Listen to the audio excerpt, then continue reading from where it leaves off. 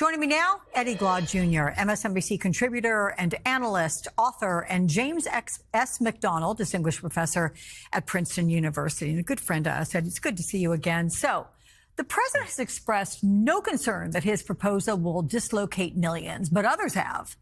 How do you interpret his approach and these new details that he gave yesterday, and is any of this realistic?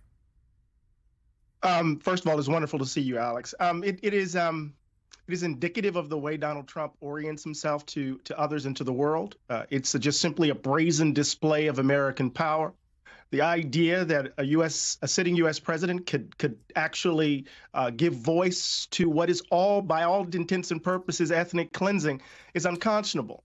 In so many ways, the U.S. has been complicit since October 8th, in so many ways, and the horrors of October 7th has been complicit in an unconscionable tragedy. I mean, Gaza has been flattened, destroyed, the death of innocent babies and women. Our weapons have contributed to this. And now the president of the United States talking about this will be well received. This is late 19th century American imperialism gone wild, Alex. And I find it to be immoral and nonsensical. One last point here, particularly to the question, is any of this realistic? Here's what he said. It would be supplied and given to us by Israel. Come again? Think about that language. Think about that language. The Palestinian people have no rights under international law. The Palestinian people, the people in Gaza have no rights to self-determination. They're going to be given, their land's going to be given to the United States by Israel. Think about how that, in so many ways, erases the agency, the dignity and standing of 2 million plus people. 2 million plus people, many of whom are burying their dead right now. It's a horrific display of American brazenness and the way in which Donald Trump understands the use of American power on the international scene. Let me ask you about a number of large corporations, which, as you know, are scaling back their diversity programs after Trump's anti-DEI order. Federal workers are scrambling to interpret this order. Trump claims he prefers a merit-based approach, but what is he implying about the people who make up the federal workforce right now? And if these programs are scrapped, Eddie, what's next? I think this is... Look, we find ourselves in a moment, Alex, where we're relitigating the gains of the mid-20th century. We're relitigating the Black freedom struggle. We're relitigating the women's movement. We're relitigating the gay liberation movement. And in Donald Trump's mouth and mind, whenever he invokes DEI, it automatically means Black people. It automatically means the lowering of standards.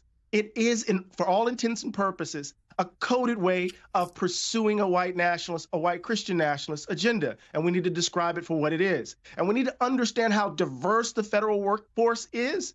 The implication is that the federal bureaucracy is populated by all of these unqualified people. They want to destroy government. They want to deconstruct the administrative state, but they also want to whiten the nation. So what it means for me that you see businesses and the like trying to figure out how to implement the policy, they're trying to implement a policy that is rooted, into my mind, in a white nationalist agenda. And that seems to me to be deeply, deeply problematic.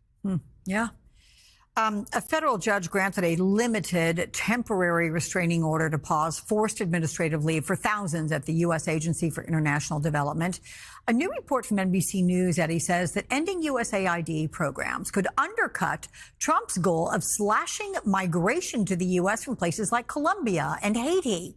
Can this plan backfire in the worst possible way for Trump?